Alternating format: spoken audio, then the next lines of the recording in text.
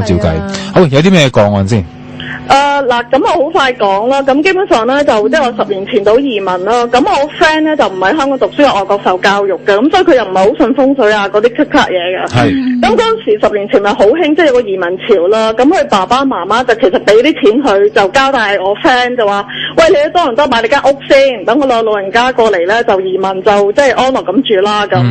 咁佢咧就好貪平咁樣啦。咁我費事講個地址。咁佢有間屋咧就係嗰啲叫 T 字路口，我諗公司會知㗎，即係嗰啲車咧衝住嗰個大屋嘅門口咧，間獨立屋咧。咁同埋其實一開門咧，嗰陣時多倫多好興咧，就有個旋轉樓梯係上2樓咁樣嘅。咁呢個故事都同呢樣嘢有關。咁佢媽媽爸爸搬過去之後咧，咁就入去住啦。咁喺個樓梯底度，佢係有個雪櫃嘅。OK，咁深刻擺咗雪櫃喺度。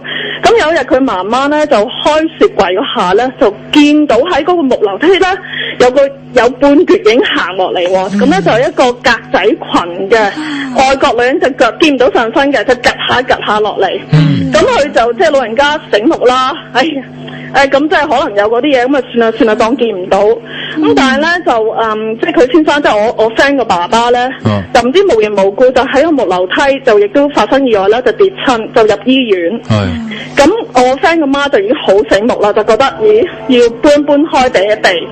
咁佢就搬開咗住，就唔喺間屋度住啦。咁就我好快咁講，就但係好不幸啦，佢爸爸都係跟住借啲嘢咧就走咗嘅。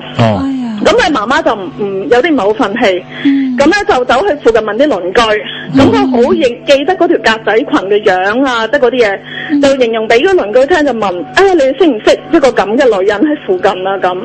咁啲鄰居就話俾佢聽過，我哋知，其實即係曾經有一手業主啦，係一個老嘅女人喺間屋度住㗎，咁隻腳係有啲不良於行嘅咁樣咯，咁故事仲有咧，就係繼續落嚟咧，就係唔係幾好彩嘅。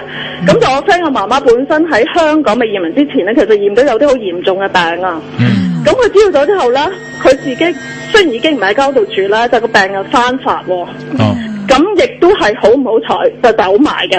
OK，咁我 friend 咧同我講，佢話真係好奇。佢同我講佢都唔係好信呢嘢。佢話到佢媽媽落葬嗰陣啦，佢話咧佢即係唔知佢係即係未葬來嗰下個天氣仲係好藍天白雲。佢話阿 Peter 講你都唔信，啲天氣靚到不得了，但係媽媽落葬嗰一刻咧，烏雲密布嘅喎。等揈一聲啦，個天咧即係風雲驟變咁樣。我撞咗佢之後咧，跟住又亦都藍天白雲。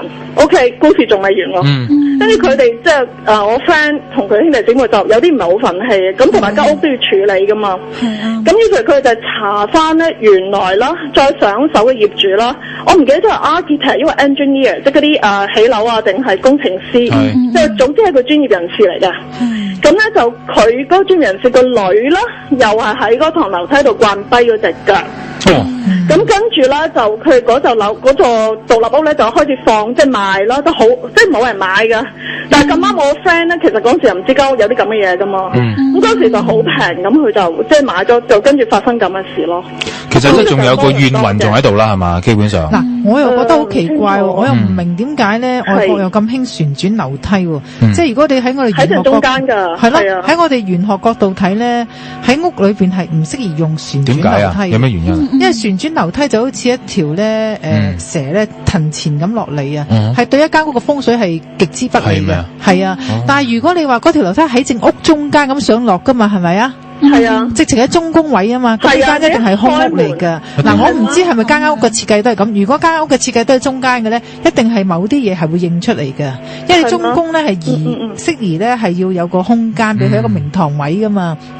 但係你整咗條樓梯咧，中宮一破咗咧，就變咗呢一間屋咧係會係損人口啦、破財啦，係好多問題出嚟嘅。